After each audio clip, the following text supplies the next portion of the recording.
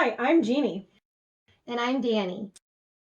And we are Beauties and the Podcast. Welcome back to Beauties and the Podcast. Today we will be breaking down Disney's 1940 feature movie Fantasia. So, Fantasia is one of those movies, you either love it or you hate it, I feel. And the consensus here is Jeannie loves it, Danny hates it. It's one of my favorite movies. So you'll be hearing a lot more from Jeannie this week. And some of you are like, thank God. And other people are like, aw. Because they love my puns and my dad jokes. Goodness. Sorry. It's one of my favorite movies. I mean, I don't know what's going to happen. It could possibly happen, but foreshadowing tells me not going to be saying much. Fantasia is just one of those that they took a musical score and they added just digital images to it. Most of the music was already composed with nothing intended for it, with the exception of the Sorcerer's Apprentice, which I hate. Which I kind of like. It's so weird. I hate that one. It was never my favorite. They put it in the new movie in 2000. I hated it then. I love them. We've talked about this before, Jeannie and I. I love the music separate. I love the art separate. I can't do them together because my ADHD won't allow it. I get so bored. And it's not any disrespect to the movie itself. It's a fantastic movie. I just personally cannot watch it. I can either listen to it or look at pictures of it, but that's it. So no, I used to watch that. Like, this was one of the movies that I would just watch for like days, and then I'd get tired of it, and I'd switch to a different Disney movie, and then I'd come back to this one. The first time I saw this movie was when you made me watch it how many years ago? That was the first time in my life. Now I had to watch it. This is my second time to do this, and I'm pretty set that that's going to be all I need. Oh, I could watch this all the time. I know. So with Fantasia, we have a blue background, and there's a conductor. The conductor is Leopold Stokowski, and he is conducting the Philadelphia Orchestra. The host of this movie is Deems Taylor, and like I stated before, it's just a bunch of stories that were inspired by the music. There's three different types of music that we hear. One tells a definite story, one has no plot, but it paints pictures, and one is just music that just exists for music. We start with the first song of Toccata and Fugue, which I played part of this in high school band. Which is probably why I love this movie so much. Probably. And why I like the art more and you like the music more. But takes me back. So Toccata and Fugue, the musical score was Johann Sebastian Bach. It's Toccata and Fugue in D minor. This portion was directed by Samuel Armstrong. Story development was by Lee Blair, Elmer Plummer, and Phil Dyke. Art direction was Robert Cormack. Background painting for this one is Joe Stolley, John Hench, and Nino Karb. Visual development is Oscar Fincher. Animation, Cy Young, Art Palmer, Daniel McManus, George Rowley, Edwin Ardale. I apologize if that's not correct. Looks fine to me. We're going to say Ardale. Could be A. Dale. A. Errol. Yep, something like that. Sorry. Joshua Meter and Cornette Wood. And the only reason that on this one I'm going to be doing all this is because it's individual little stories that I feel we need to give acknowledgement for each one. Yeah, because it's not like a solid, which is probably why I have a hard time watching it. It's not a solid plot from beginning to finish. Right. There's no like character development. There's nothing like that. It's like sequence of events. It's like movie that shorts. Don't really go together, but some little parts go together. Yeah. But yeah. It's like movie shorts without any words or lyrics or anything. So here we see a lot of color that is changing to reflect what the music is doing. We see bows that reflect the strings and the bow sliding across, like violins, violas. There's a bunch of dots when woodwinds come in, which, yes, I know there's probably going to be a lot of people are like, what the heck are you saying? Yep, that's me right now. So Yeah. I'm like, I know those are instruments, but Absolutely. I can get into a whole nother episode just on music. well, if they go on our Patreon, maybe you can do a sole separate video, just you nerding could. out on music. Shout out to Mr. Breen and Mr. McCloskey, who taught me all I know about music. Too funny. Back to it, we see some tall hills, gates, doors in the sky, and as the song just kind of starts to end, there's a wandering boulder thing. I have no clue what it is other than a boulder that is going side to side down like a tunnel that looks like it could be like a railroad tunnel. And then there's spotlights, and you see the sun, and all of a sudden there's these light explosions with the cymbals and the percussion, and then the song comes to an end. I just like the song part of that. The visual does nothing for me. Oh, I loved it. I know you do. Then we come to one of my favorites. It's the Nutcracker Suite. So the musical score was Tchaikovsky. It's Nutcracker Suite. 71A, directed by Samuel Armstrong. Story development by Sylvia Moberly Holland. Norman Wright. Albert Heath, Bianca Majoli, and Graham Hyde. Character designs are John Walbridge, Elmer Plummer, and Ethel Kulsar. Art direction is Robert Cormack, Al Zenon, Iram, and Bruce Bushman. Background painting is John Hench, Ethel Kussler, and Nino Carr. Animation, Les Clark, Don Lusk, Cy Young, and Robert Stokes.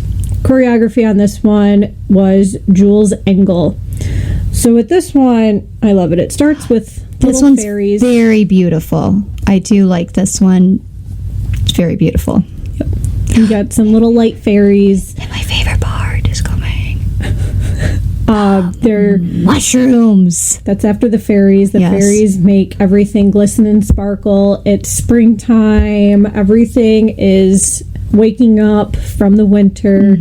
We go from those little fairies that are just flying and dancing to almost everyone I know that loves this movie. Dancing mushrooms. Loves the dancing mushrooms. A baby mushroom. They're so cute. I love yeah. They have such a small part, but they're so stinking cute. Yep. There's the one little baby that everybody loves. There's the 3 medium and the 3 large ones, which some of them change size. Yes. So the little mushrooms, they have their little skit, which is very short. And then we've got raindrops in the water, and we had the first dancing flowers, and the dancing flowers are landing on their little reflections as they're falling. And as they land, all of a sudden they invert so that the inside is now like the top of what would be like a person. And they're just kind of swimming away and down a waterfall as the last one goes down the waterfall. There's bubbles that are floating up, and we get to the fishies. So we have a white fish that's got the very clear fins. I love these fishies. Beautiful fish. That were meant to resemble Cleo from Totally Pinocchio. looks like Cleo. I thought that when I watched it, but I didn't realize if it was an actual connection or is that just how they draw fish. You know how some artists have a certain way to draw something? Nope. That's one was awesome. meant to resemble Cleo. Oh, I love that. There are 3 additional black fish that they come up. They're all just kind of dancing. And then the black fish with their blackish clear fins just kind of have an invisibility cloak. Like Harry Potter. Oh, gosh. Even though this is Disney. Anyway, Segue. they take their clear fins and they kind of cover up the white fish. And then we have bubbles that float up again. And then into my other favorite is the dancing tulips. Yes, so beautiful. This whole thing is so pretty. Like, I love looking at the still shots of all the different flowers and fish and characters in this scene. I really like this one, the artwork of it. It's so pretty. Yep. So we have the dancing tulips, we have the boys that are dancing, and then the girls, and then they pair up, and they're all just dancing together. And then the very end still frame photo of this particular segment to the song is my favorite. Yeah. Then we have the fairies again. So all the fairies are turning everything orange, gold, and red. It is more than likely autumn. Got leaves falling. There are seeds that are being released. And then all of a sudden, it's a segue to blue fairies that are freezing everything. It's winter again. Very pretty. They are skating on water. They're making the snow fall. And essentially, that's the end of this entire skit. So we just watched 4 seasons through the Nutcracker Suite. In the full-length introduction to the Nutcracker Suite, heard only in the roadshow version, Deems Taylor states that the music is from a longer ballet called The Nutcracker, which nobody performs it anymore. The full-length Nutcracker had not been performed in the U.S. yet in 1940. Oh, that's interesting. But in both Russia and England, it had been staged in 1934 and had already been staged in Russia twice before that in 1892 and in 1919. However, although the Nutcracker Suite was immensely popular even in 1940, the full-length ballet was still a long way off from becoming the annual phenomenon that it is now, right, associated with Christmas. Yeah, I was going to say, most people go see the Nutcracker, or a lot of people I know go see the Nutcracker every year around Christmas time. Yep, I watched the movie. The movie's great. They've got some spin-off movies. And then, as stated, there's 2 of the dancing mushrooms in this suite changed size and shape. Yes, I noticed that too. They both started off small and red color, and then they transformed, one transformed into being a medium-sized, more orangey red color. I believe that's how it goes. Okay. Is what I saw, and I was like, interesting. I vaguely noticed it. I never noticed it as a kid like I did some of the other stuff we're going to talk about, but that one I just noticed. Probably because it's one of my favorite scenes, so I paid more close attention to it, / color gets my attention more than music, like you. I love the little mushrooms. They're so cute. So the third song starts, and this one is my least favorite. It's most everybody's loved favorite. Yeah, everybody loves this, and for some reason I'm okay with hate it. The story. I like it. It's not like the mushroom. The mushrooms I love. This I just I enjoy that. Yeah. I can watch this. There's kind of a plot going on in this one where I could kind of follow it, which makes it easier for me.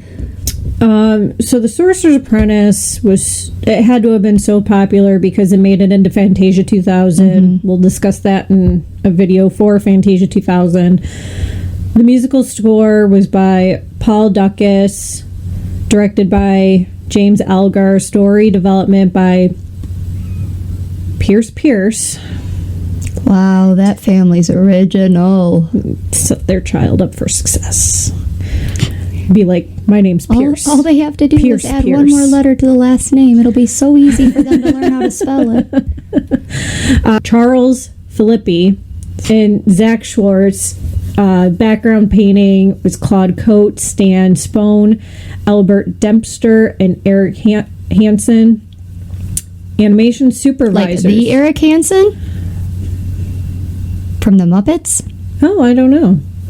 That's cool. I want to look into that. That's awesome if it is. Could be. Animation supervisors were Fred Moore and Vladimir or Bill Teitla. Animation was done by Les Clark, Riley Thompson, Marvin Woodward, Preston Blair, Edward Love, Ugo Dorsey, George Rowley, and Cornette Wood. This is also one of the only songs that the story was written before the music. So there's a story, and then somebody composed this song to go with the story. And essentially it's about starting something you cannot finish. So the life story of every single man on the face of the earth. Sorry. This is where Mickey makes his appearance. It's about a sorcerer, Yen Sid, which is Disney spelled backward, giving him two names. Oh, it's Eric Henson and Eric Hansen. Oh. Not the same person. Gotcha. So, at the beginning, we see Yen Sid, who's a sorcerer. He's making this very colorful butterfly, which I hate because butterflies are disgusting. I hate butterflies. Which is probably why I hate this movie, or this section. Part of the movie. I hate this section. He's making this butterfly. Mickey is bringing buckets of water to fill a cauldron. So you can tell that Mickey is definitely, like, he's working for him. He's an apprentice.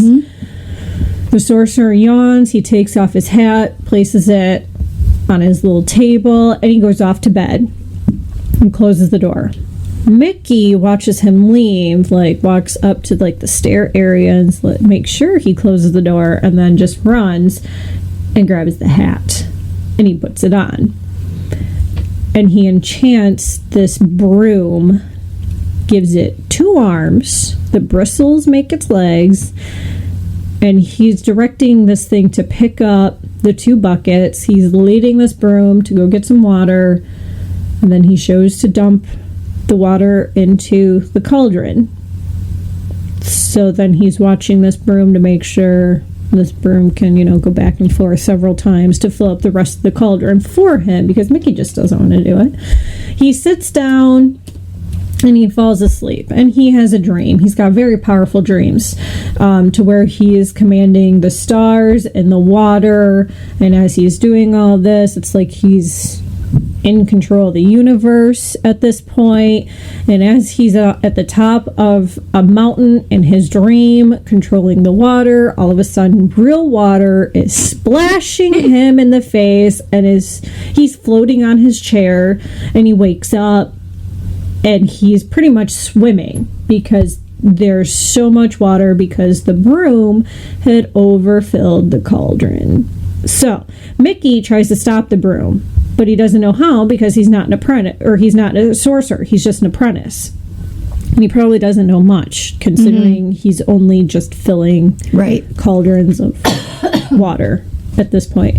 So Mickey discovered an axe and is like, I'm going to take the axe and I'm going to chop the broom, and that will stop the broom. Makes sense, right? Like, chop an enchanted broom, it should be dead. Except, no, he chops this thing into so many pieces, and the broom comes back, and each individual piece he chopped now has legs and arms and buckets of their own. Kind of reminds me of Pinocchio, with when you tell a lie, it just keeps getting worse and your nose keeps growing kind of thing. Yeah. You try to cover up your mistake, and it's just going to keep getting worse. Oh, yeah. So these brooms aren't doing what the initial broom was told, and they're getting water and they're filling this cauldron, except the cauldron is overflowed, so they're getting water coming downstairs, and they're just filling a room full of water. Because they were told, fill. And Mickey is panicking. There's a huge whirlpool. Mickey is caught in it. There's a hidden Mickey in the bubbles when Mickey's coming up for air.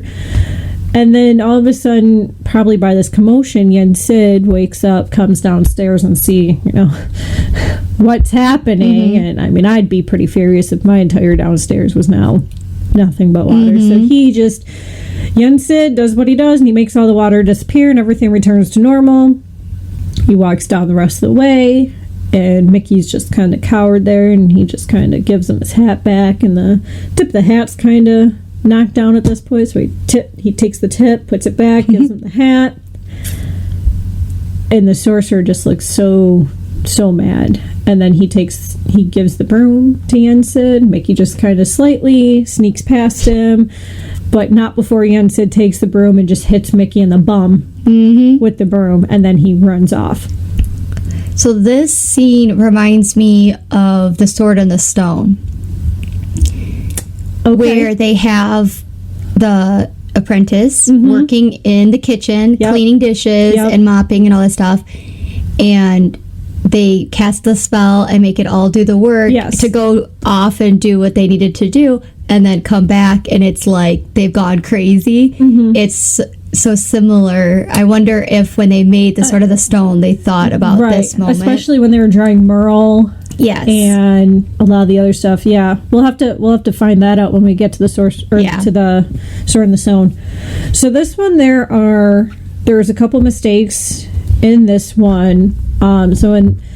There's a sequence that as Mickey is waving his hands in front of him to make the broom come to life, his sleeves spill over his hands, and then it cuts to a shadow on the wall, but his hands are fully exposed on the wall in the shadow, even though his sleeves are obviously covering his hands. Got it.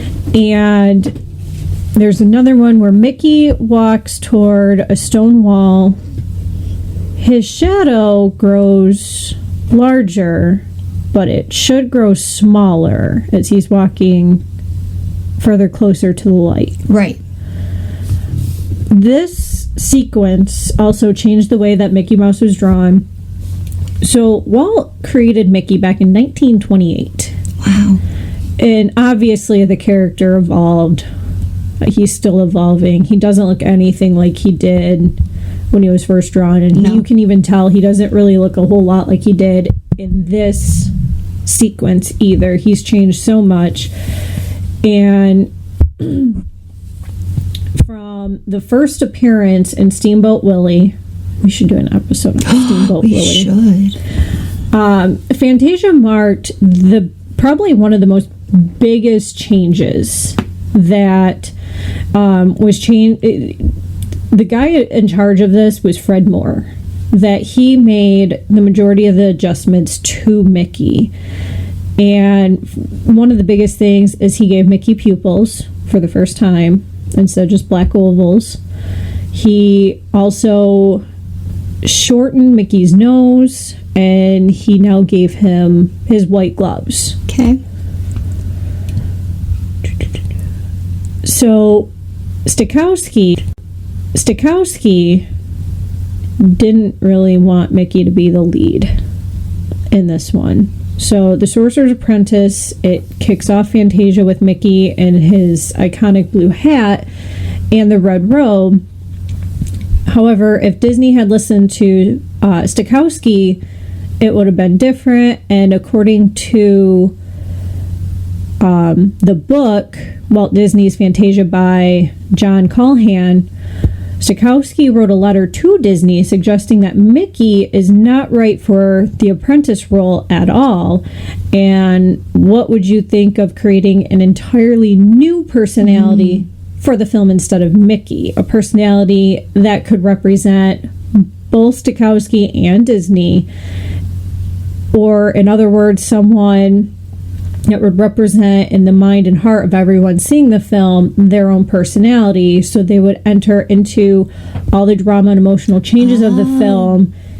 Yes, in a most intense manner. And he continued by suggesting that a new character would contribute to the worldwide popularity of the film, and he argued that because Mickey of the late 1930s was not the dominant force he is today. Disney didn't agree with that. Right. Dopey from Snow White was actually considered for this part, but Disney's like, no, I don't like that either. That's interesting. I can see both sides in this. One, because Disney, they did it the way Disney wanted and had Mickey, and we know how big Mickey is for us today. But for the other way, I can understand seeing a character that I could represent more myself into. So it's just very interesting. What would it be like today if Disney was like, okay, sure, let's create a whole new character, how different the whole Disney market would be. It would be extremely changed. Mickey would not be huge like it was. Like there might not be any, Mickey Clubhouse, all the Mickey stuff there is now. Yeah. And that's when you crazy. think of Disney, one choice making such a big difference. Yeah. And when you think of Disney, like one of the first things that pops up is Mickey and Minnie. Right. They're like the spokesperson. They're the mascot. Yeah.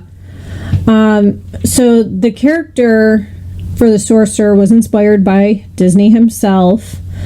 And according to Oh My Disney, which is the official Disney news and quiz site, silent film star Nigel de Bruler was the live model used when designing the sorcerer character for The Sorcerer's Apprentice. But Disney was the actual inspiration. And the team gave the character Walt's signature eyebrow raise and obviously named him Yen Sid, which is Disney spelled backwards. Super cool. And in this, the black and white scene in The Sorcerer's Apprentice where the brooms are getting chopped. Yes. It's to signify the life passing of the brooms, which I thought was kind of cool that they changed from color to black and white just to state that he was trying to kill them and that they were dying, even though they ended up not. The broom died for a minute and then comes back to full life. Just that little change. Yeah, that's very creative. It is. So then at the end of this sequence, Mickey makes another appearance, not in a musical sequence, but he is seen walking up the podium to the conductor. Oh, yeah. Mr. Stokowski, and he's sitting there and he's like, Mr. Stokowski, and he's trying to get his attention. He's like, congratulations. And Mr. Stokowski is like, oh, well, congratulations to you too, Mickey. I never understood that sequence, but I also never really understood The Sorcerer's Apprentice. And then all of a sudden I don't think this little 2-second issue is in a VHS, because as a kid, I never remember this. And the first time I remember seeing this was probably when I was watching it on Disney Plus, or maybe a newer version of the VHS, not the older VHS that I had as a kid. But there's like a bunch of bells and chimes that are falling, and like all the musical instruments and the percussion, they're falling, and I'm like, oh, well, you guys are very unorganized. Like when they tripped over it and everything started falling. Yeah. Got it. Yeah, the one that I seen as a kid, that was never in. Okay. So for me, watching it as an adult in whatever version I was watching, I'm like, that was not like that way back in the day. And why did you need to add that? Like, what was the point of it? Right. Crop that out. Nobody needs to see you're tripping over bells and chimes. I honestly think they did it on purpose. Like, it was supposed to be funny. Possibly. Because that's how the impression it gave me when I watched that, because I watched it on Disney Plus. And I was like, I think they're trying to be funny, but it's not funny. No. It's kind of dumb. Yeah. Just leave that part out. I don't care. It's pointless. So then we go to the Rite of Spring. Musical score is Igor Stravinsky, not to be confused with Stokowski, who's Polish. Directed by Bill Roberts and Paul Satterfield. Story development and research by William Martin, Leo Thiel, Robert Snerner, and John Fraser McLeish. Art direction is by McLaren Stewart. That's a dumb name. It's like a hospital. Dick Kelsey and John Hubley. Background painting is Ed Starr, Bryce Mack, and Edward Levine. Dick Kelsey and John Hubley. Background painting is Ed Starr, Bryce Mack, and Edward Levitt. Animation supervision is Wolfgang Reitherman. Wolfgang's an awesome name. Reitherman. He's not German at all. And Joshua Meter. Animation is by Philip Duncan, John McManus, Paul Bush, Art Palmer, Don Tobin, Edward Ardale, and Paul B. Kossoff. Special camera effects, Gail Papineau and Leonard Pickley. This one was my all-time favorite as a kid. Like, all-time favorite. I think the Nutcracker Suite was probably my third favorite as a child, just for the mushrooms. But this one was my all-time favorite, and this is the science of the planet.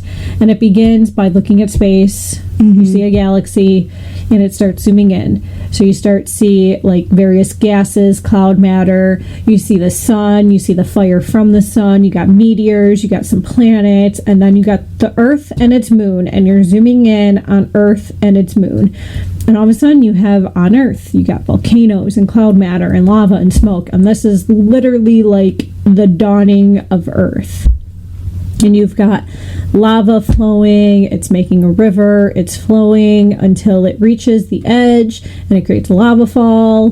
Very beautiful, like the transition. That is very pretty, that scene. So as it's creating this lava fall, it's creeping and it keeps flowing, and all of a sudden it reaches the water, and it creates a reaction with the water.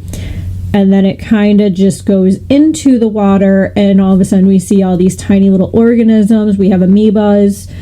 We then go to water life. There's a bunch of weird plants and animals. There's some shrimp and some other organisms. There's worms. Time fast forward a little further. We now have jellyfish. We have fish. We have coral. And then as it speeds up a little further, my favorite, we have the dinosaurs. Boom. There's lots of water. There's a bunch of vegetation. We have dinosaurs in the sea, on land, in the air. They're so cool. We see the whole food chain as you have dinosaurs that are eating like plant life to dinosaurs, eating other dinosaurs.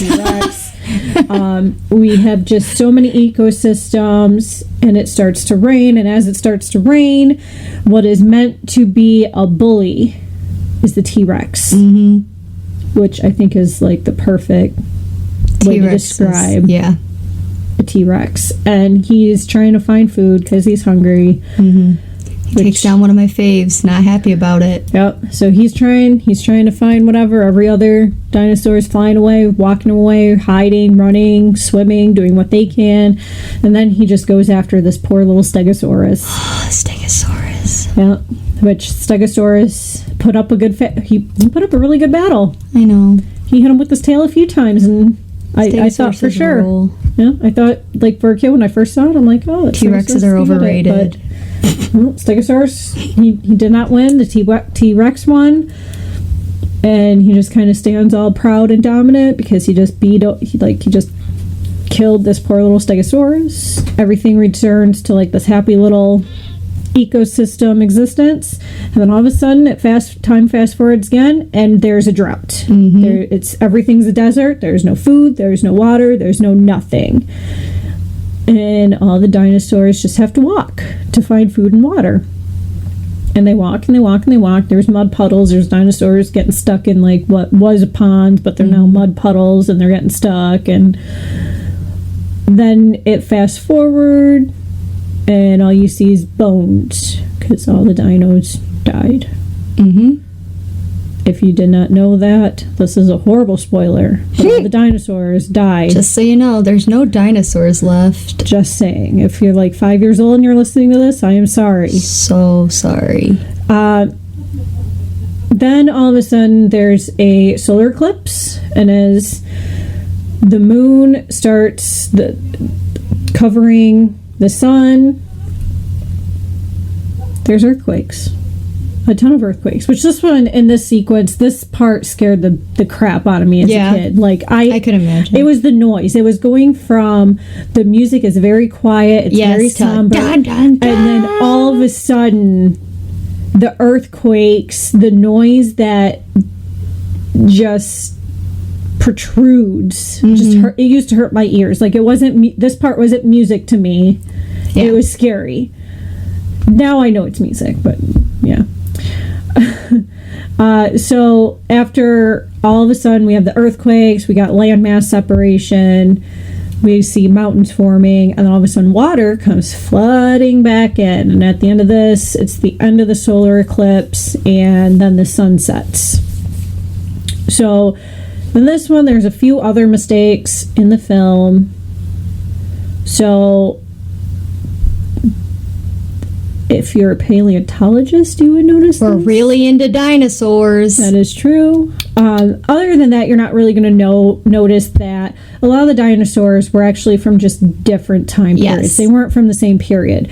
And I noticed, but in my head, it's so common for people just to group dinosaurs together, Yeah. whether they actually lived in the right time period, just Yeah. because they're like, it's a dinosaur. And- it's so common in movies and TV that it... Well, and Jurassic Park didn't help because Oh, no, I know. all dinosaurs were in Jurassic Park. So Yep. you think that all dinosaurs were in the Jurassic era. And right, they and weren't. it is not true. Dinosaurs were on Earth for so many years, not just the Jurassic period. So we see all these other dinosaurs that, like I said, you're not going to notice unless you're super into dinosaurs or you actually know your eras and like you're a paleontologist. You're not going to know. And part of the reason is you didn't know this in 1940. A lot of the Right. information wasn't there. Yep. Then there's a 15-minute intermission, which this was boring as a kid. I remember this. Oh my gosh, it's so boring now. I remember this to a T as a kid, and I remember just being so bored by it. We'll get to it later. The 15-minute intermission is directed by Ben Sharpstein and David D. Hand, and the key animation is by Joshua Meter. And here we met the soundtrack, which this confused me as a kid, because I knew what a soundtrack was. It's not a line. Mm-hmm. But according to Fantasia, in order to give you an actual visual representation of a soundtrack, they give you a line. Mm-hmm. And it's how you visualize like the vibrations that all noise makes. So as we're meeting the soundtrack, which apparently is a very shy line, don't know how that can be, they proceed to show us what the vibrations look like for various instruments. So we see vibrations for the harp, the violin, the flute, the trumpet, the bassoon, the bass drum, the snare drum, the cymbals, and then finally the triangle. And they actually based all percussion as one. However, I know my instruments. I know what was used. Right. It's the same thing with the dinosaurs. If you know about instruments, you know how music works, it's going to be aggravating because it's not the way you know it. But if you don't know it, like me, it's just like, oh, this is nice. Yeah. And then you move on. So after 15 minutes of that, it's very painful to watch. It's a perfect time to go use the restroom because it's a very long movie. Yeah. Restrooms, get snacks, maybe snack time. Yeah, get some drinks, whatever. And there's this thing called fast forward, but you know. Yeah.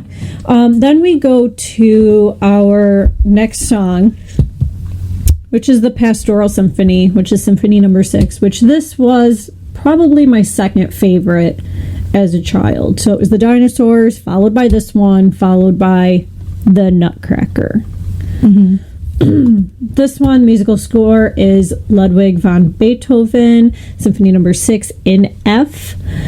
It is directed by Hamilton Lusk, Jim Handley, and Ford Beebe. We're going to say Beebe, because I don't think that's Beebe, but it could be Beebe. Who knows?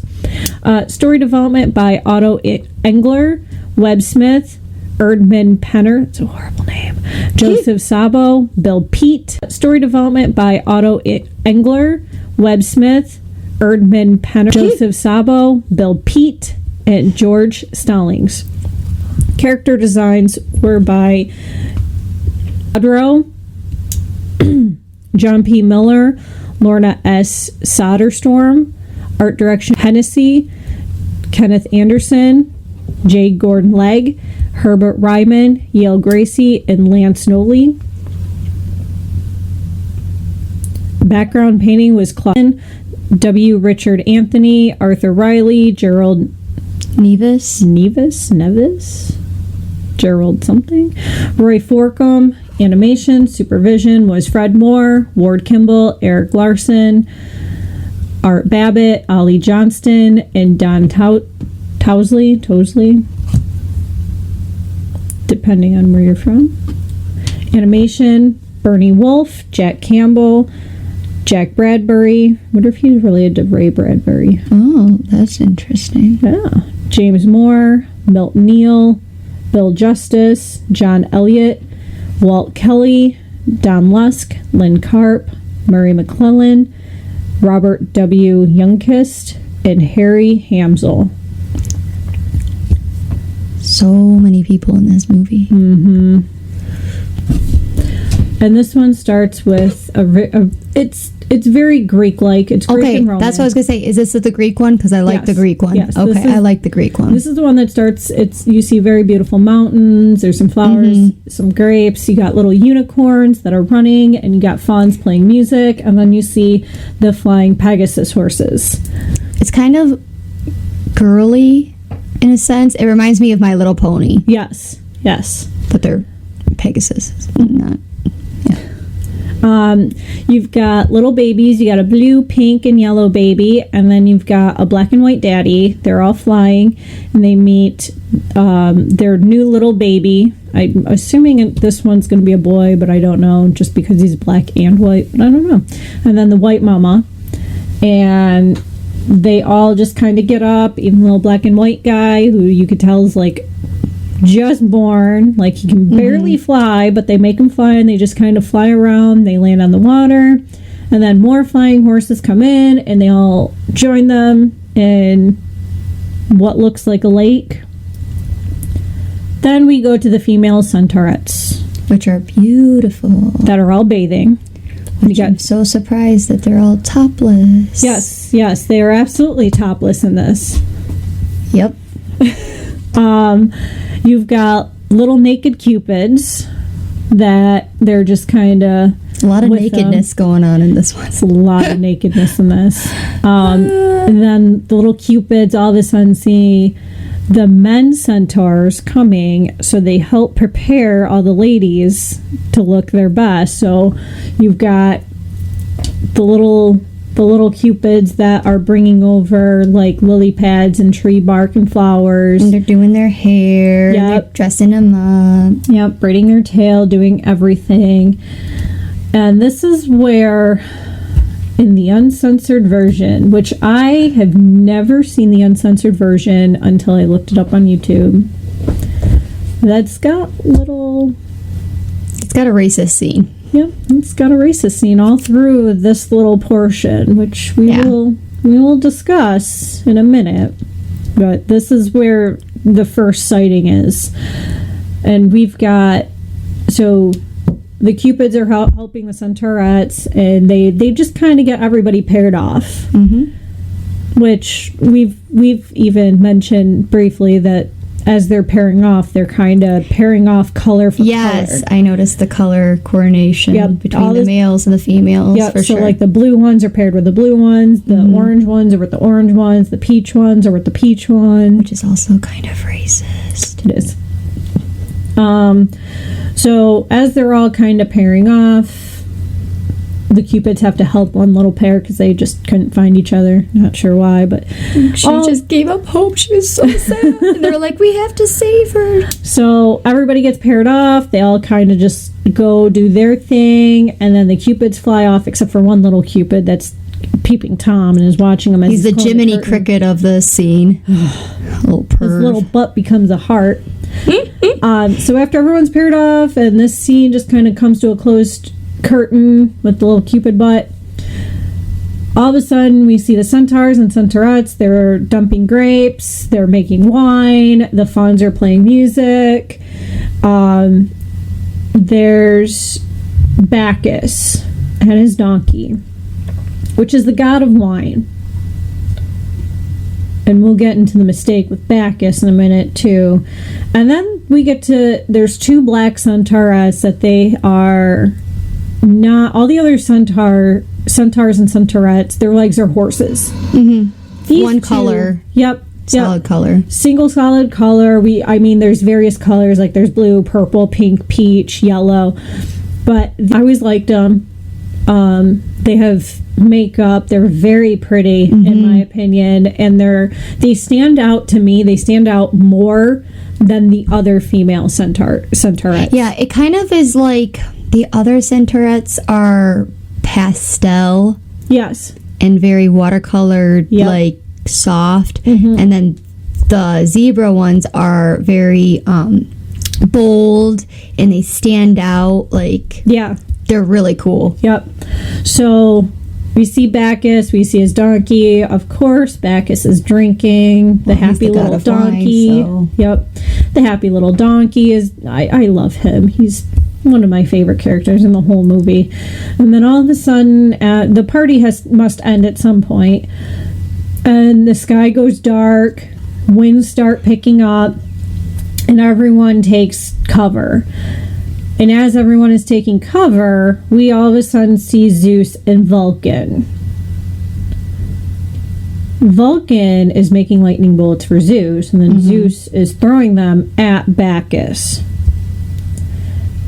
So eventually the storm ends, and Zeus gets tired.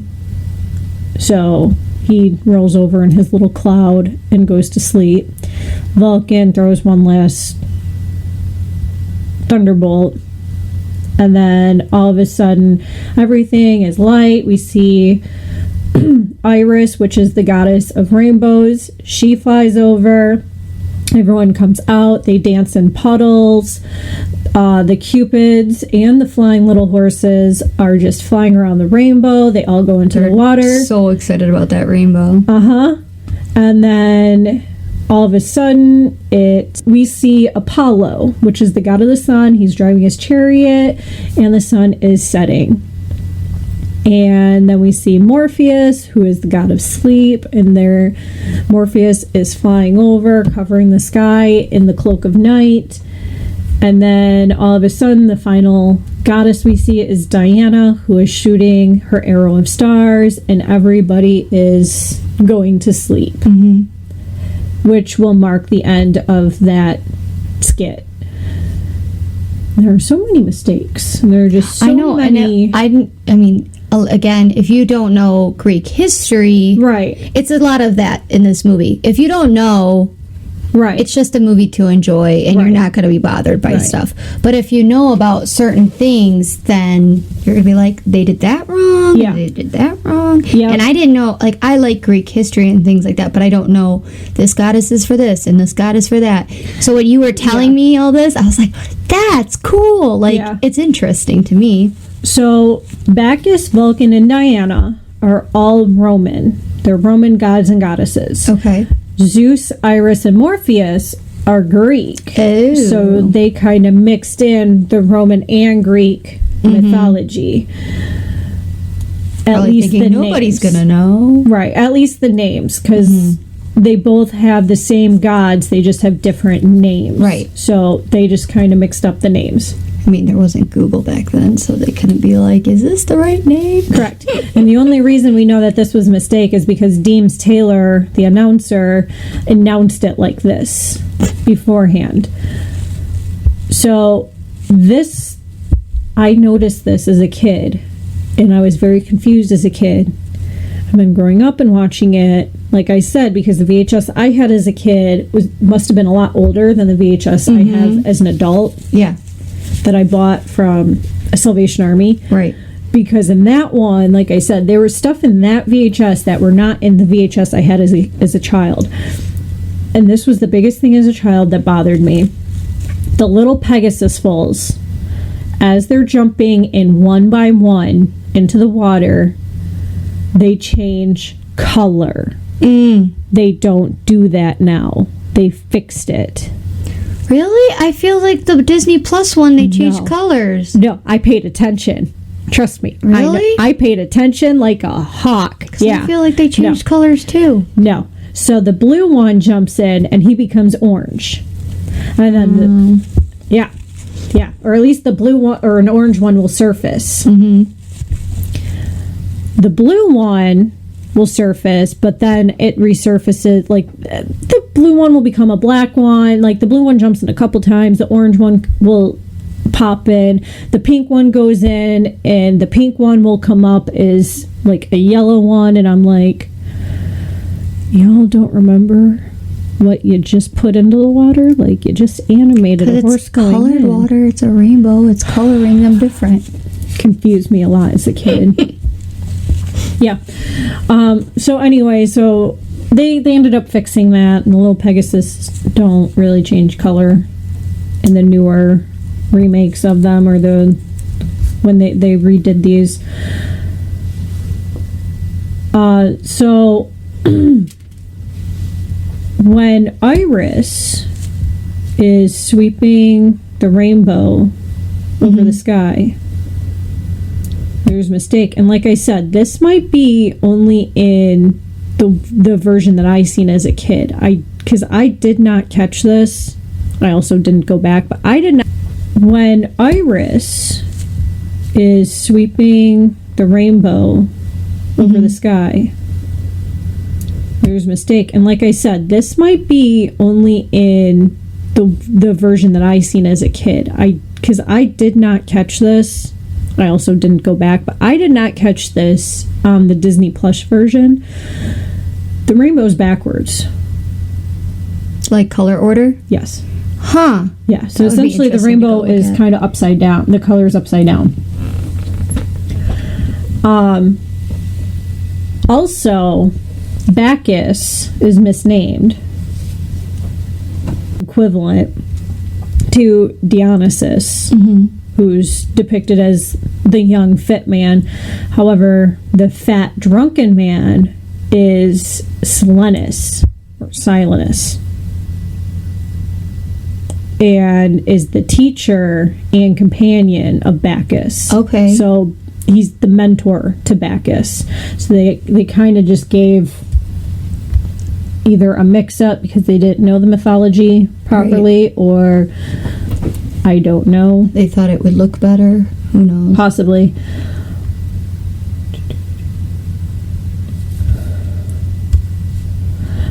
So during this segment, when the first centaur and centaurette, they're paired and they walk away and they're arm in arm. There's a bush in the lower right that falls, or it fails to track properly, and it skips because they didn't get the cells correctly in that one, and it winds up going with them. Like the whole bush? Apparently. I did not notice that. Again, I didn't notice that in this one. They could have restored it. I never noticed it in the kid version either, but it might be on. It's probably on the uncensored Yeah, if you look up version. the uncensored version. So we go back to the controversial character that was cut from all home releases. Yep. And I don't know when I found out about this, because I told you, I was like, have you ever heard about this? And you're like, what are you talking about? That's not in there. I'm like, yeah, it is. Let me show you. Yeah. I don't know how I found out about that, but I knew about it. So It's so uncomfortable. Like, to watch it, it's just like, why would you do that? Yep. So there is a slave centaurette named Sunflower, which we were talking about this earlier. You have the beautiful zebra centaurettes that are very beautiful. They have vibrant coloring. And then you've got this little slave one that is just, she's got the legs of a donkey. She's very short. She's got the big earrings. She's got a big mouth, big nose. Very, very just racially improper. Yes. So mean. There's a couple images of her and she's adorable. Like, I think She looks happy and cute. Yeah. But overall, the impression is yes, not a good one. right. So Sunflower is a racist depiction of a little black girl in centaur form. She's got big lips, dark skin, hoop earrings, and there's various versions of this, so it's not just one little centaur. And the only reason you can tell is because some of them she'll have like a full mouth of teeth, and then some of them she's missing teeth. Really? Her hair changes. One of them, Sunflower, I believe, is the one that actually has a sunflower in her hair, in one of her braids.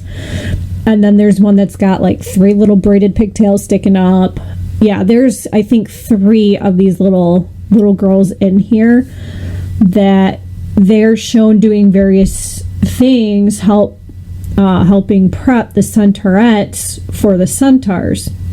And they're shown like shining hooves, putting flowers like in their mane and in their tail. But not like the Cupids. Like the Cupids, it's cute, or like, oh, we're helping and it's exciting for them. This is like slave work. It's like, yeah, and they're doing it like there's one, I watched the sequence, it is on YouTube, and I watched it, and in order for them to cut it out, I did notice that they actually took one scene and they did that scene twice to make the time the exact same. Yes.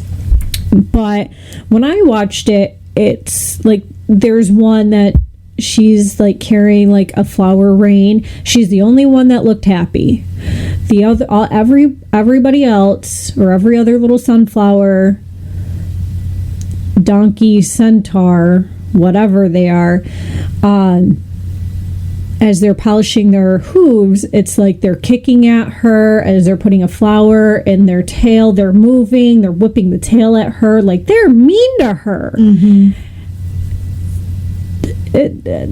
Again, why was it necessary for you to put that in? Right. If you make a beautiful zebra African centaur, like representing African American people or black people, why do you have to then make one that looks so ignorant and rude and just, oh, it's so bad? Yeah, so belittling. This character, so all the little characters, they were censored and removed from all the films in the 60s. So for 20 years, these little guys were in the films. They were not in, I can tell you that they were not in the film that I had, because I never seen them. So people were used as live action references, which we talked about. Disney did a lot of this for various characters. Okay. So people were used as live action references. Very few humans appear in Fantasia, but they were used extensively during production. Members from the ballet Ruse de Monte Carlo were hired as models for the dancing ostriches, crocodiles, and demons, which we'll get that in a minute. That's the next sequence. And the artist also used people as models for the centaurs in the Pastoral Symphony segment, though some people would call that a mistake. Pretty much because there was a lack of analysis. An animator said that they would kick themselves and anybody else because of it, and it would have been a lot nicer of an effect if the picture that they have gotten, they would have studied circus horses, right, not humans, people. Right? Yeah, because a human and how a human walks and skips and runs or whatever is way different than a horse. So, but yeah, they had people. They were skipping around like centaurs, and they were acting like everything is more like humans, not horses. Which you can see it once you know this and you watch the film, you can see it. Yes. So then we go. The next sequence is Dance of the Hours, which is another one you lost me at. I did not like this one. Honestly, growing up, I didn't like this one either. This one lost me. Actually, after the Pastoral Symphony, it was all downhill for me. Right. Like nothing could compete. It was very much downhill. This one was okay, but like I said, it was downhill. The musical score is by I'm gonna get this right. See, I got one in. We're gonna say Amilcare. It's by Poncelli.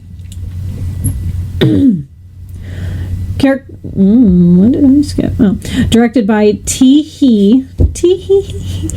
Oh, man. I wonder if he got made fun of as a child. Anyway, If not, he should have. directed by T. Or she should have. and Norm Ferguson. Again, no disrespect to any of these people, like, in their artistship, but No. some of those names, boy. Your parents just didn't give you a chance, did they? It's all your parents. I apologize. It's not you, it's your parents. Martin Provenson, James Botterco, Derek Russell, Earl Hurd. They were the character designers. Art direction was Kendall O'Connor, Harold Doty, and Ernest Nordley. Howard Swift, Preston Blair, Hugh Fraser, Harvey Toombs, Norman Tate, Hicks Loki, Art Elliott, Grant Simmons, Ray Patterson, and Franklin Grundine. And at this one, we see 2 doors open. One, I believe, has an hourglass on it, and one's got a music symbol. I forget the second one. I know one's a music symbol. Anyway, we see 2 ostriches, or we see one ostrich, with a thin pink bow tie. She's waking up, and then all of a sudden we see more ostriches with little blue bow ties, which I did not know that the one with pink has a name. Oh, really? Like, the majority of this, like, I knew it, but I didn't know a lot of the details until, like, I started doing some research on this one. The only information that is given to us in the film by Deems Taylor is that it is about what you wear in all the different outfits from sun up to sundown. So morning, afternoon, to late afternoon, evening, to late night. So that's why there are 4 segments, and that's why one of the doors is an hourglass. So that's all they were giving us. So music over time. Yes. Got it. Other than that, a lot of the information I did not know for the longest time. So there are a total of 11 ostriches. There are 10 with blue bows and blue shoes, and then 1 in pink with pink bow and pink shoes. That is Madame Upanova. She is like a dance instructor, little ostrich. Yep. I didn't know that, and the other ones are her students. That makes sense. Yeah.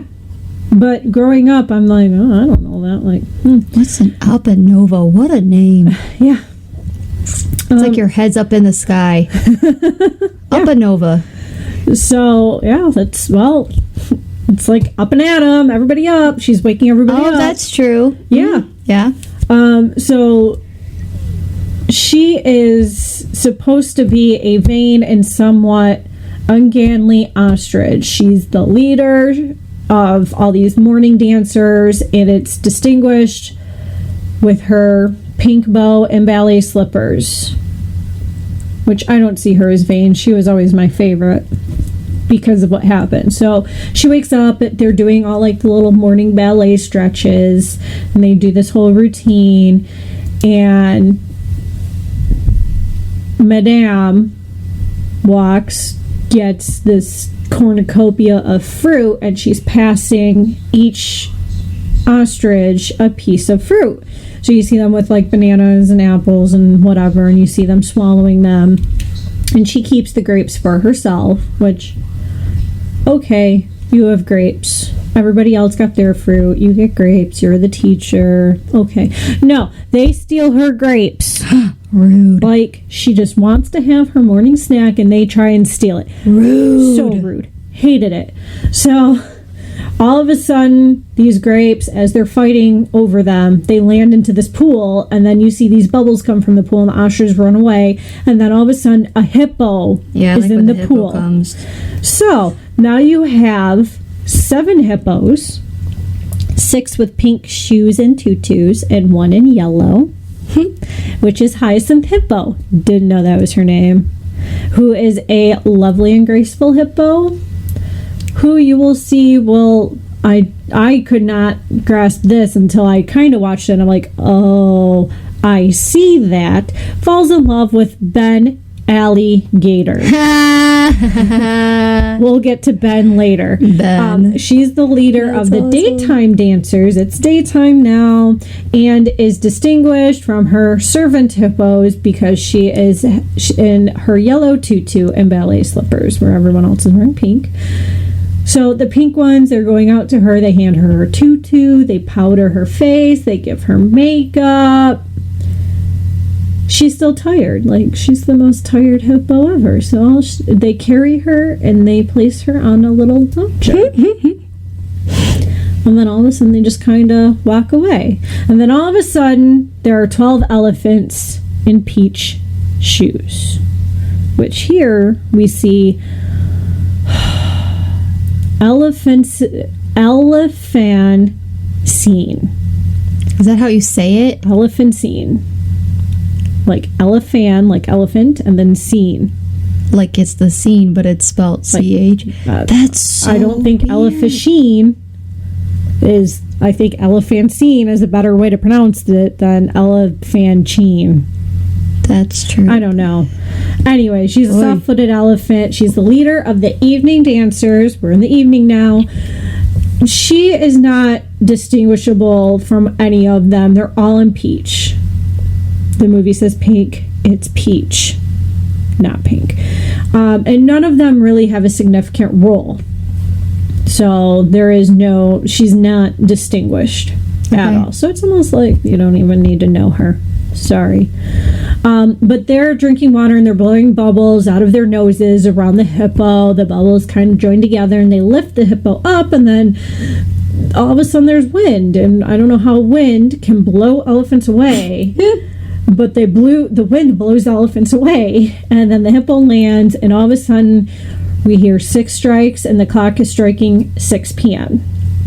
And there's a group of 3 alligators with capes on, and then there's another group of 3 alligators with capes on, and then there's another group of 3 alligators with capes on. All of a sudden there are 12 alligators surrounding the hippo on her lounger, and then you see one gator, and all these gators, by the way, have capes on. Are they all the same color? Yes. So you don't really know who's who? Oh, no. Ben Alligator has a plume on his little hat. Yeah. He is a noble and courteous alligator who falls in love with Hyacinth Hippo. I don't know. That seems weird to me, but okay. He is the leader of the nighttime dancers and is distinguished from his rival alligators by his cap with a feather, and he also throws aside his red cloak, so he gives away his cloak. Okay. I never understood this. I'm like, gators, they're going to eat the hippo. Yep. Not in Disney. No, the gator falls in love with the hippo. And apparently dances with her. Yeah. This is why she's so tired. He keeps waking her up every night to dance with her. Can't let her sleep in. Jeez. So, yeah. I'd be tired too. So he wakes the hippo and he dances with her. And then all of a sudden the rest of the gators start chasing her, and all the hippos return, and all of the elephants and ostriches return as well. It's not their time. Why are they here? So then all of a sudden you see gators carrying elephants and ostriches and hippos. Like they're all carrying them. And this is all taking place in like a very Greek, there's like Greek pillars and everything, and as the one gator is trying to carry an elephant, I believe it's an elephant, it might be one of the hippos, it gets caught in like the pillars in the column, and it cracks. I think it's an elephant that gets stuck in there. So 2 pillars crack, and all of a sudden everything's just falling apart, and then the song ends with the doors slamming shut off their hinges. Wow. What a scene. It's a very dramatic sequence. So in this one there's only one mistake, and that's the dancing ostriches are portrayed as females, but they're only male ostriches are black and white. Really? Females are gray and brown. That's interesting. I'm assuming, right, and I'm assuming it's because nobody knows that. That's why they just portray they know them what as, people think is an ostrich, so they just Yeah, with and it. it's typical that females do ballet. I mean, men do ballet too, but it's more it's more popular to know that women do it. So I'm assuming that's why. Mm-hmm. Then we go to the last sequence, which is I like it about 1% more than Sorcerer's Apprentice. And that's just because I'm not a fan of this one. It's actually 2 songs in one sequence. So I'm going to be honest, I cannot remember this sequence to save my life. I might have fallen asleep during this. This is the demon one. Yep, I don't remember this. I remember the alligators and the hippos and all that, and that's it. So this is the demon one. It's Night on Bald Mountain and Ave Maria. Mm-hmm. Love the song. These 2 could not be more opposite each other. Which is probably why they did it. Yeah. To contrast. Oh, yeah. It's well done. It is very well done. But I'm trying to see. I hate it that much. I'm knocking things over. It's well done. It's very much opposite, but So for Night on Bald Mountain, musical score was composed by Modest Mussorgsky. Mm-hmm. Poor names. Ave Maria, Franz Schubert. This entire sequence was directed by Wilfred Jackson. Story development was Campbell Grant, Arthur Heineman, and Phil Dyke. Art direction was Kay Nielsen, Terrell Stapp, Charles Pisnat, don't know, and Thor Putnam. Background painting was Merle Cox, Ray Lockeram, Robert Storms, and W. Richard Anthony. Special English lyrics for Ave Maria by Rachel Field, because, got to translate that for English speaking only. Chorale director was Charles Henderson. Operatic solo, Juliette Novis, Vladimir Tytla. Animation was John McManus, William N. Shull, Robert W. Carlson Jr., Lester Norvos, and Don Patterson. Special animation effects was Joshua Meter, Miles E. Pike, John F. Reed, and Daniel McManus. And special camera effects was Gail Papineau and Leonard Pickley. And this one we see it's a little village. There's a very tall mountain that sits behind it, and all of a sudden the top of the mountain turns into this winged demon. Ew. Which scared the crap out of me. I always ignored this sequence as a kid because it scared the crap out of me. It is a winged demon, and he stretches his hands down across the village. All of a sudden you see bats flying, you see skeletons floating from inside the town, and you see souls that are flying up from the cemetery. Yeah, don't remember this at all. All of these things are flying up to the demon on the top of the mountain. All of a sudden you see fire, and it leads to little demon creatures. They get blown down, and they're pushed into some fire that he creates below. All of a sudden the clock strikes, and with each strike there's a glow, and with each glow and strike the demon hates it. I hated this sequence. He's got little demons in his hand, and then he closes his hand and crushes the demons, opens it up, and then they're just crushed, and then he makes them turn into something else, like some other little creature, and then he keeps doing it. He's playing with little demons. Okay. I hate this sequence. Sounds weird. So, as the clock strikes, and he hates it, you could tell he hates it because he's trying to avoid the light. All the little demons are going back to where they came from, so the skeletons are going back, the souls are going back to the cemetery, and this demon, the big demon that's in charge of all the little demons, goes back and transforms back into the top of the mountain. Okay. And then dawn approaches. I wish it was that quick in the film. Then all of a sudden you see that there are people with these little balls of light, they're probably carrying candles or something, and they're walking over a large arch bridge, and this is where Night on Bald Mountain transforms into Ave Maria. Okay. So they put the two into one, and this is the second half of the sequence. And they're just walking and walking and walking. Don't know what they're walking for, but it reminded me of like a funeral procession walk with balls of light. That's what it always reminded me of, because it's dawn, they've got balls of light, and people are just walking in a line over a bridge through some woods. You see a clearing of some trees. They're still walking. And then as we look through a break of trees in the forest where the people are still walking, we see mountains and clouds and the morning sky. It is no longer night, and then the sky will turn gold and yellow and orange, and that's the end of the sequence. Which, there's one mistake in this one. That's the character of Chernobog, which is the demon. Didn't know he had a name either. Really didn't care.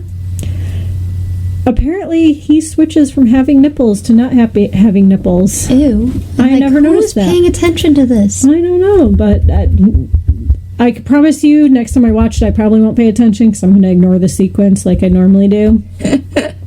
This was the only time I've watched this sequence without, fully paying attention, without distractions. So, that marks the end of Fantasia. So, Ave Maria is the very last sequence and song. Oh, I just looked up what Chernobog means. What does it mean? It's a Slavic deity whose name means black god, about whom much has been speculated but little is attested and known definitely.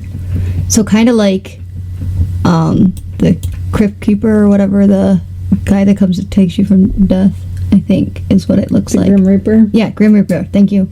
That makes sense. Yeah, you should see a photo of him. Look up him in Fantasia. It's creepy. Hate him. So, Fantasia was often linked with darkness and death, and usually portrayed as a demon or a monster with a grotesque or frightening appearance. Yep. Cool. Yeah, you should look up his photo. Since, you probably fell asleep before this sequence. Dude, I don't remember this at all. I totally fell asleep. I don't remember any of this. Hey, I made it pretty far. And I also had to watch it in 2 parts because God help me. But, yep, don't remember this. So, Fantasia was the first film to use stereophonic sound. Or he's kind of like Fantasound. He kind of reminds me of what other character? Oh, kind of like the demons for the Notre Dame. Words. Notre Dame. What is that movie? Hunchback of Notre Dame. Thank you. Holy crow! I have too many things going on in my head. One is that. Like those kind of characters. The gargoyles. Okay. And the other one is if you ever watched the Little Mermaid TV series. Yeah, it's been a while. There's a character that looks really close to this guy.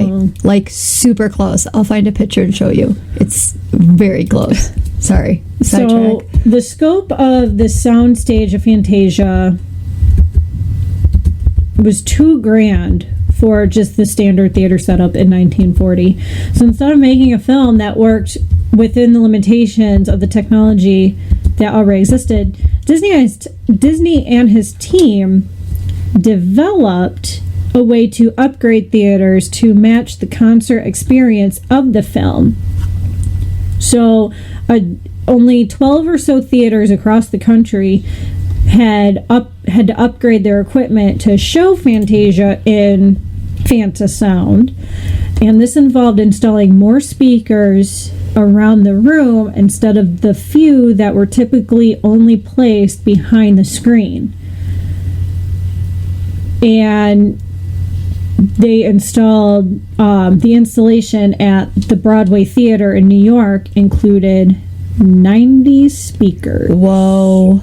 As well as new projectors, new sound reproduction machines, and all of this estimated cost for all these upgrades was about $85,000 per theater, or that was back in 1940, close to $1.5 million today to adjust everything to this. I never realized it was a road show before. I didn't like that either. it started as that. Mm-hmm. And it only screened in 13 U.S. cities because it was not ideal to install Fantasound in theaters. Yeah, nobody had the money. I mean, I kind of, like, good for him to have a dream that this would be, like, a big thing. But realistically, he was out of his damn mind. Oh, yeah. There's no way that this was ever going to work. No. This is Disney, at the time, this was Disney's longest animated feature. So for its general release and past restorations, Fantasia was actually cut to reduce its running time, but it was 2 hours and 6 minutes long. Wow. And it's still one of the longest animated feature presentations that they've ever made. And actually, it still might be the longest because I don't know of any newer animations that... No, I feel like this is for sure the longest. Yeah. But I would have to look it up. I mean, now it's the norm to make a 2.5 hour long movie, which I hate. But the cut production of it, the cut scenes, was later rescored and included into the music, or into the comedy musical Make Mine Music. Never seen that. And in this, I haven't either. And in this one was the first time Disney had ever given the animators like free reign. Like he just said, go for whatever you want when it came to the coloring of all the characters. And you could see how much color is in this movie. Yeah. So that stands out, where he in other movies were like, I want you to use this color for this character and things like that. But this one, he's like, nope, do what you want. He had a lot of trust in people, and each sequence is so vastly different. Yes, and it's so weird for him because, like we've talked about, if you've listened to our other podcasts, like how particular he was about Pinocchio and different other characters like that. Yeah. And made people redo things and threw out like a huge part of movies to redo that. It's just insane that for this one he was like, yeah, sure, go for it. Yeah. He's so anal about all the things, which is why he's got like his Disney brow frown thing going on. Yep. It's just so funny how he was like, yeah, whatever. So Walt originally wanted this to be a 4D experience, which if you've gone to Disneyland or Walt Disney World and you've seen a show, you know what the 4D experience is. I for some reason blocked it from my mind, but I went and seen Beauty and the Beast in 4D. Absolutely amazing. Makes you very hungry, obviously. But transcendent sound was not the only idea that Disney had for this concert feature. His imagination wanted to go way farther than that. And some suggestions was that he contributed to the planning phase, included ways to stimulate the audience's senses. And Disney thought it was a great idea to have fans blowing perfume into the theater. This was so interesting when I read about that. Yeah. That's like, seems crazy, but at the same time, kind of cool. Yeah. So there was mainly during like the Nutcracker Suite. He wanted the smell of gunpowder to fill the room. The Sorcerer's Apprentice. He wanted, he and Stokowski liked the idea of having a portion of the concert shown using 3D projection, which limited to the black and white imagery at the time. So that's probably why there's a black and white scene in there, because that would have been in 3D. Right. But yeah, I mean, I've seen Beauty and the Beast in Disney in 4D, and that makes you hungry. It's pretty cool. It's just, you could tell that he wanted it to be a Broadway show. Like he had it set up like that. So he had assigned seating, he had programs, he had ushers to take you to your seats. It was not like a typical movie. Right. And it feels more like, now that I know that, it's more of a documentation of a Broadway show. Yeah. Like if you think of it like it was actually in Broadway and you went and saw it in Broadway, but someone also recorded it so somebody else could see it later on. It's kind of like that. It's not a typical movie with a plot and things like that. It looks more like a production. Right. Where if I was actually in the theater and seeing all this in person and hearing all this in person, right. I think it would be way more rewarding for me. Like I would be way more into it. Yeah. Than just watching it on film. Right. It's similar to like going and watching opera. Yeah. Or any kind of concert in the theater. Or a hockey game. Or a hockey game. This one was a commercial failure at first, which... we talked about that. Like, how can you expect people to just change their whole theaters to fit your one movie? You're the only one doing it. Yeah. No way. And you're just starting, so and nobody really knew Disney in the 40s. No. So Fantasia is regarded today as one of the highest grossing films of all time when you adjust all the inflation and everything. It was not always like this, and because of the special equipment needed, as we were talking about with the speakers and everything, the theatrical release was tiny, and so were sales. Yep. So what helped the film with its longevity, Fantasia ran for 49 consecutive weeks in New York. Crow. And almost as long in LA, which set an all-time record back in 1941. It also returned to theaters several times over the course of 50 years, and the disappointing initial performance in the onset of World War II absolutely killed the dream that Disney had of creating a sequel. He wanted a sequel for it, which he had already started planning in his head. Oh. So how could it not be a flop? Like, you had to know this was coming. Like, right. Like I said, it's a great aspiration to have, great dream, but realistically was not plausible during that time. No, World War II was ending. I mean, all production essentially in 1940 was going towards are you done? No? Maybe? Open the door and say, trying to film. All production essentially at that time was going towards planes and other things needed for the war. Yeah, it wasn't plausible. No, they weren't going into theaters. So, as we stated before as well, this movie's been restored a few times. Yep, for several reasons. Yep. So the restoration for this initially took 2 full years to complete. So working with the original negatives that had been sitting in a vault since 1946, engineers at the YCM laboratories in California spent 2 years working to restore the film for its 50th anniversary release. According to the article in the New York Times from 1990, every other time that this film has been re-released post 1946, it has been from the duplicates and not from the master film. Oh. Yep.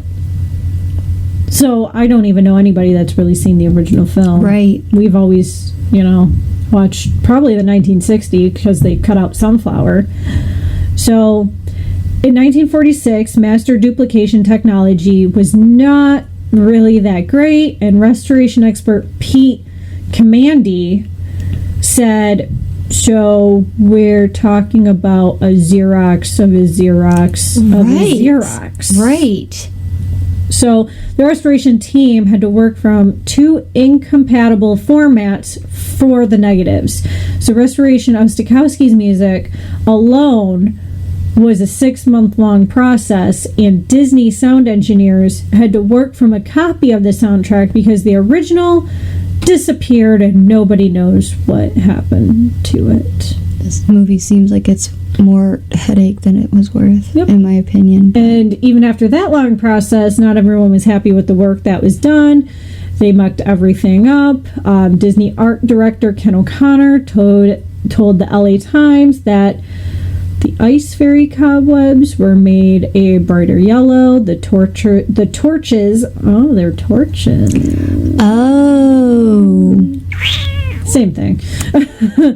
Candle, torch, whatever, it's a fire. The torches in the Ave Maria sequence are 2 orange, and 2 of my ostriches were cut off on the sides. But it's still certainly enjoyable, which I couldn't tell. I mean, no one could tell, but if you're the creator, how infuriating, especially if you spent so long making this movie. Yeah. That would be tough. So, but I still love the movie. I mean the majority of the movie. Has to. Yeah. I still love it. Don't worry, Fantasia, I got you. I like parts of it. It's not going to be one that I watch over and over and over I was and going to over watch and it the over other again. day. You would. All right. Well, that's all we have for today. Thank you for listening. And if you haven't, please subscribe and hit that bell so you